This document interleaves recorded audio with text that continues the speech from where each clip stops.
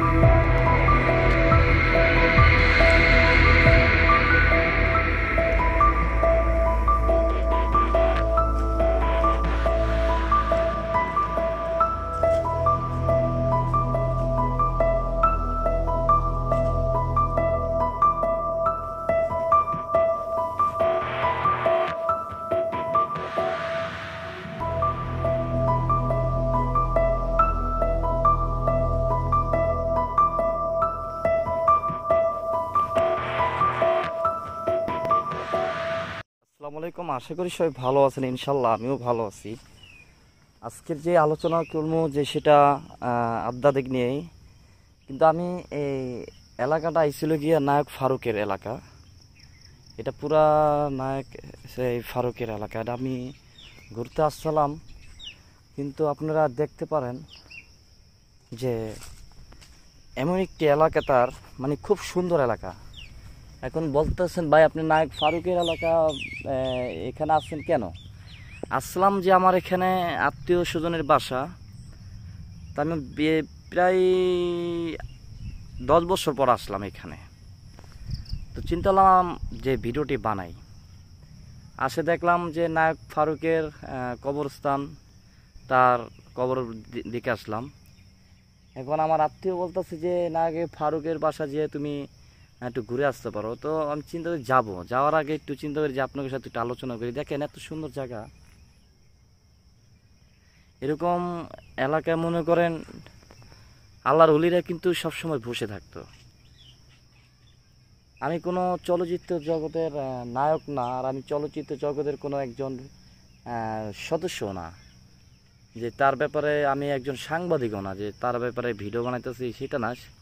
আমি একটা জিনিস আপনাকে বোঝার চেষ্টা করি, যেই দেখেন নায়ক ফারুক কত বছর ধরে সে চলচ্চিত্র জগৎটা মানে ধরে রাখছে। নায়ক, বিশ্বের একজন ভালো একজন নায়ক ছিল। আজকে সে কোথায়, কালকে আমি আর আপনি কোথায় থাকবো? এই সৌন্দর্য দুনিয়া ছেড়ে একদিন চলে যেতে হবে। তাই আমি আপনাকে বলি, সবসময় বলতাম যে দেখেন, মুমিনের কলব যখন জিন্দা হয়, যখন এই কলবের থেকে সব কথা বের হয়, আল্লাহর গোপন তথ্য বের হয়, সত্য কথা। কলব যদি একজন মানুষ যদি জারি করতে পারে, তার কলবের থেকে বিভিন্ন সাউন্ড মানে বের হবে, বিভিন্নভাবে মানে এই কলবের থেকে জব আসবে। কি জব আসবে? যেমন আপনি একটা ব্যাপারে জানতে চান, আমি এই সাধনটা করলে কি পূর্ণ হবে?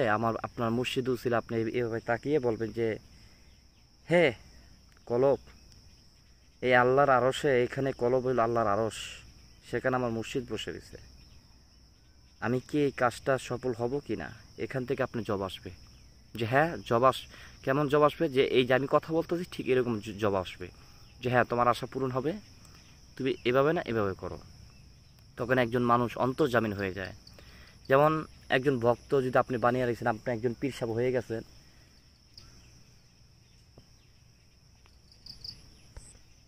ভক্ত কি খাইয়া আসলো কি খাইলো না, আপনার ভক্ত কি করতেছে না করতেছে, সম্মনে এই জায়গাতে জব আসে। তখনই বলে অন্তর্জামিন।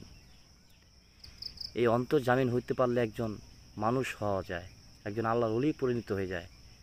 যেমন নায়ক ফারুক অনেক বছর ধরে চলচ্চিত্রটা বিভিন্ন ধরনের সার্ভিস দিয়ে আসছে, বিভিন্ন ধরনের ছবি করে আসছে, বিভিন্ন ধরনের চরিত্র, ভালো চরিত্র সব মিলাইয়া করে আসছে। আজকে তার গ্রামে আমি, আমার আত্মীয় স্বজনে, আমার একজন ভক্তের মানে শ্বশুরের বাড়ি, তো আমার আত্মীয়, আমার এখানে কিছু ভক্ত আছে, আমি সেই জন্য আসলাম।